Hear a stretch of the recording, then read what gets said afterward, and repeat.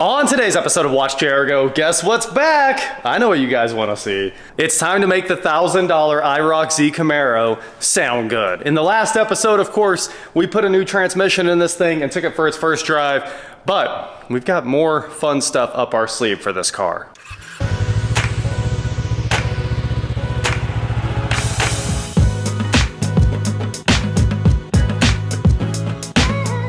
What is going on, guys? I am WatchJRGo, and today, like I said, I am back with my 1987, I'm pretty sure, Camaro IROC-Z. And in one video I said it was an IROC-Z Z28, and somebody threw a fit, but I don't think I'm wrong at all. The dash is clearly emblazoned with Z28 IROC-Z in big letters there. And that is because this has the Z28 and the IROC-Z packages on the RPO sheet, so I would say it's a Z28 IROC-Z.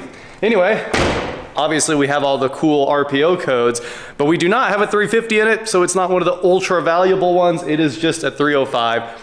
We got this thing running. We pulled it out of a field where it had been sitting for basically 10 years when it got oops to all neutrals, according to the story. And this thing has seen some things even before those days. It hit a deer, it hit a dog. I mean, you'd think it was out for blood, but the reality is it was just driven on a lot of dirt roads, probably at high speeds. We've all been there, but we got this thing running. We did a whole set of the Excel injectors to bring it back to life. I think 3 of the injectors were basically completely dead. It's been a while since we cleaned those injectors, but we found out those were junk. We got all new injectors, and this thing ran again. And then it didn't move. It just keeps coming. The hits keep coming. We put a transmission in it, and now it moves. And we also changed most of the brake fluid. We changed the oil. We did a rear main. We have stacked the maintenance up on this car. Oh, we also did all the sway bar links because they were all rotten. And today, we're gonna make it sound good. So let me start this thing up so you guys can hear what the exhaust sounds like now. I know some people think that this exhaust is special. They were saying it's probably a rare one. I don't think it is. It looks like something an exhaust shop did. There's no branding on the muffler or anything like that. I really don't think that it was some kind of special muffler. It just kind of looks like somebody threw it together.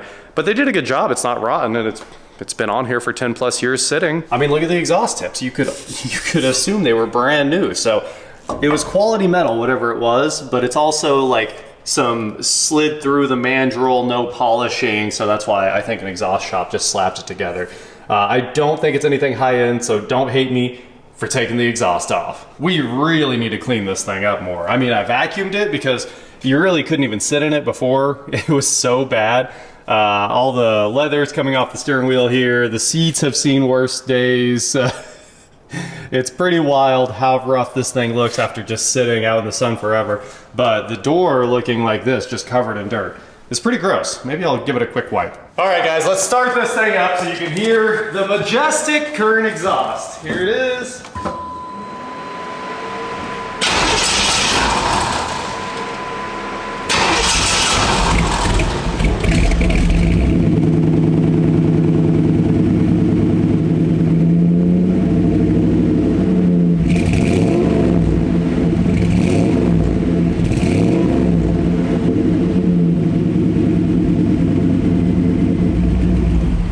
You could tell I wanted to hesitate coming off idle there for a second. We should probably smoke test the intake and look for a leak in there somewhere. There's probably a vacuum leak, or check the timing. We haven't done spark plugs on this yet, so it could just need spark plugs, wires. It could need the entire tune-up still, but we're getting closer on all that. But today's goal is to make it sound better. So this sounds like a pretty generic exhaust shop V8, as you would assume, but we are going to change all of that. We're gonna make this thing rip. And now we add some American Thunder. Before we open this up, it is the Flowmaster American Thunder 17234 for the 86 to 91 Camaro and Firebird. 5 liter or 5.7, so 305 or 350. And this is the full catback kit right here. So let's open this thing up and see what we're installing. Oh, that looks beautiful. Much nicer than everything that's on here so far. Look at that. That is pipe.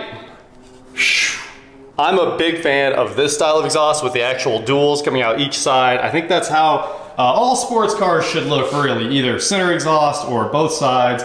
So this is going away, and we are moving to this setup here. Well, I wish I would have started this while the axle was down, while we did all that work on the gas tank in the rear end, because you do have to cut the stock exhaust right there in front of the diff, or you know, basically right here, so you can get it out. But this looks like a pretty easy install, right? You just have the pipe here from the cat, little intermediate pipe, the little turnaround right there that goes to the muffler, and then your 2 pipes that come out of the muffler and hang off the back. So I'm gonna get everything unpacked, and we're gonna get the Camaro in the air and start installing. This should be pretty simple, and I can't wait to hear what it sounds like. All right, there's what it's supposed to look like. Also, I love these polished exhaust tips so much more. They got the Flowmaster logo in them, and they clean up really nicely. They have a real shine to them, unlike those ones that have that like kind of iffy mandrel bend, like I was telling you. So I'm excited about this. Looks great, all mocked up under the car. Basically all we gotta do is drop all of this. This is all gonna stay together. We'll just unbolt that right there, which is how we took it off last time.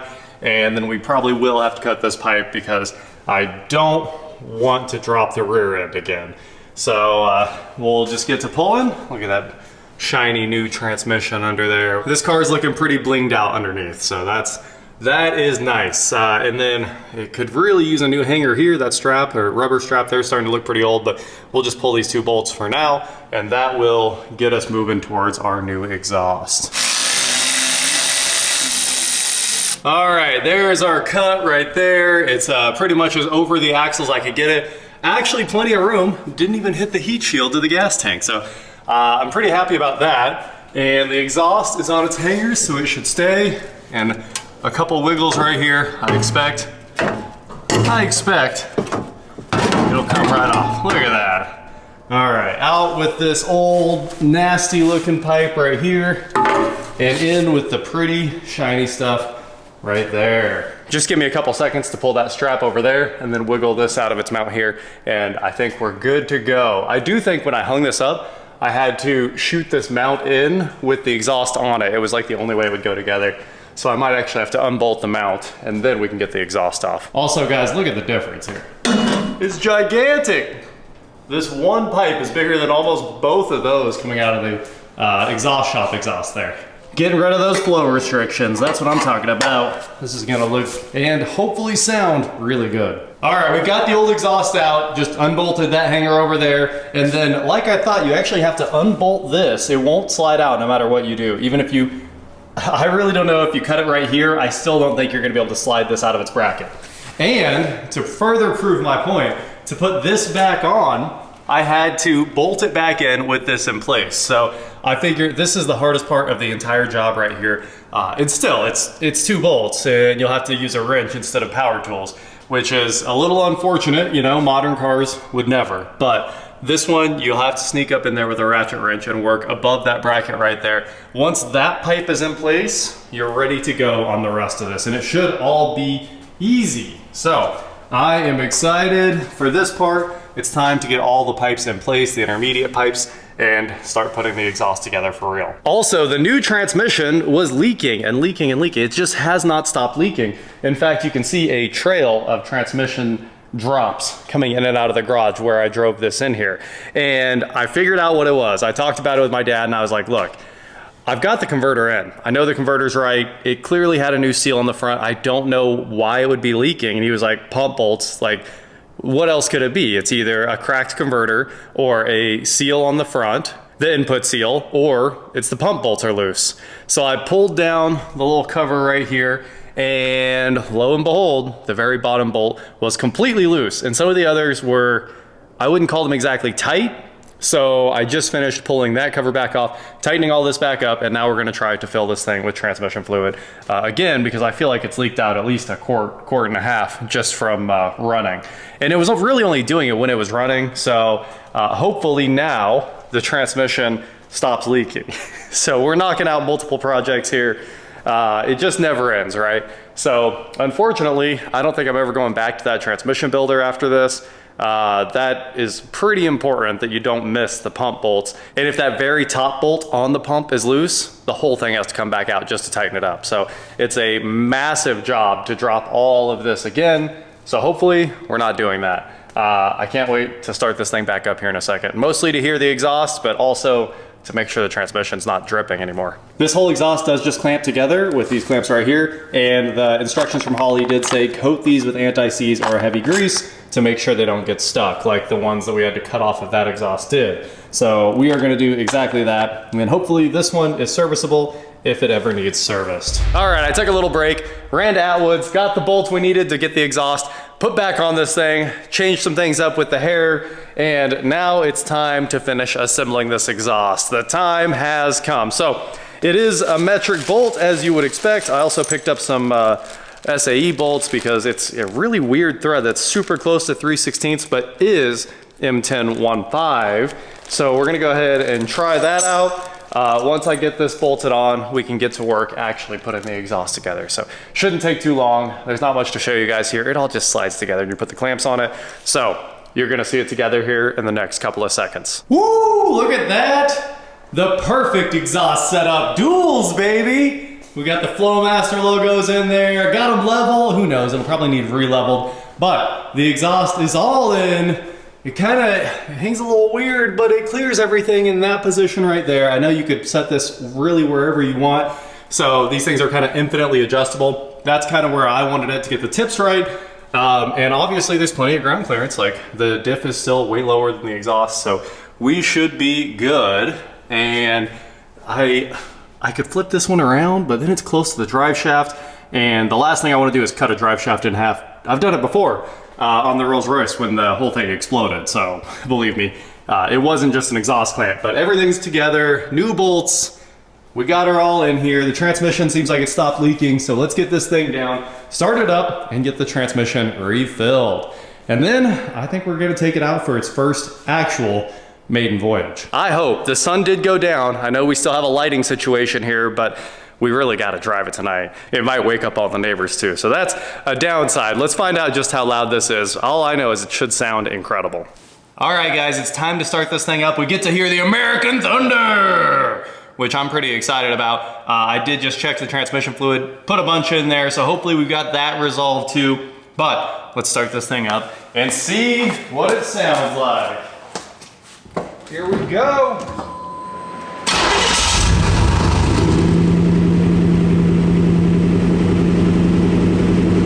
Honestly, pretty quiet.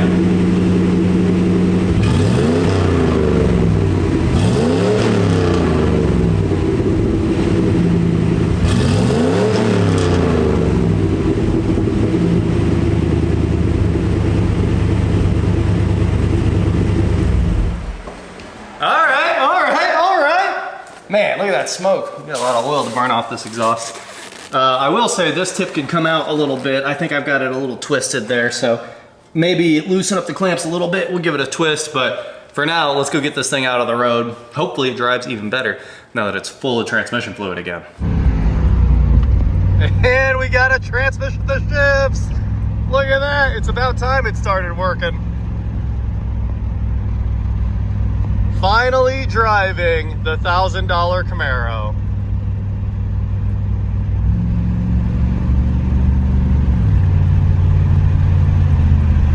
That's every gear. We're going actual road speeds too. It's so slow. It's got a little pull to the front end. I should have aired the tires back up. I haven't checked the tires in a very long time.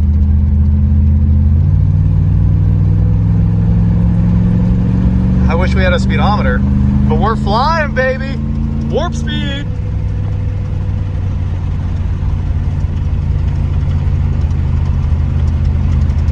Listen to all the interior rattles. We got a lot of sorting to do on this car, that's for sure. A lot of sorting. And I think there's a brake dragging. You know, I think that brake was dragging before, but I can smell brakes right now. So now I really think that's why it keeps downshifting. It's fighting for its life. Whew. Oh yeah, the brakes pull hard. There we go. That's the first time I really felt that. So now we know, just like the Land Rover, we've got to get the brakes sorted out so it drives right again. I don't know, like, look, if I brake, it pulls immediately as hard as possible. I know it's hard for you guys to see this, but we'll come up here and we'll get in the light and I'll step on the brakes. But yeah, the brakes are the last thing we got to get sorted out here. All right, full brake. Look at that. Ooh. Yeah, there's a stuck brake, and you can smell it, which is crazy because we actually bled the entire system on this thing, and we got them all working, but now we have like a drum or a caliper that's not releasing right. But the Camaro finally drives, baby. What a lot of work. I think we should just keep trying the brakes until we get something to work. Oh, look at that. There's white smoke from the whatever brake. I used all the brakes, that's for sure. But hey, that happens after a car sits for 10 years. There's a 5th gen Camaro in front of me. Uh-oh. I think we might have just run out of gas. That's less than ideal. Found the stuck brake. Wow, it does not look like that in real life at all, but on the phone, listen to it. I didn't think it was that stuck, but it really is. You can still touch the wheel, so we haven't killed it yet. Time to get this thing back home and put a new caliper on there. That's wild. Oh yeah, the truck's here to save the day. Now we gotta hook up. I'm glad I stopped to take this picture on the side of the road because it made it all worth it. We made it home. It might sound a lot better, but it doesn't go a lot better. That's a small, unfortunate side effect there. We're gonna get all that taken care of.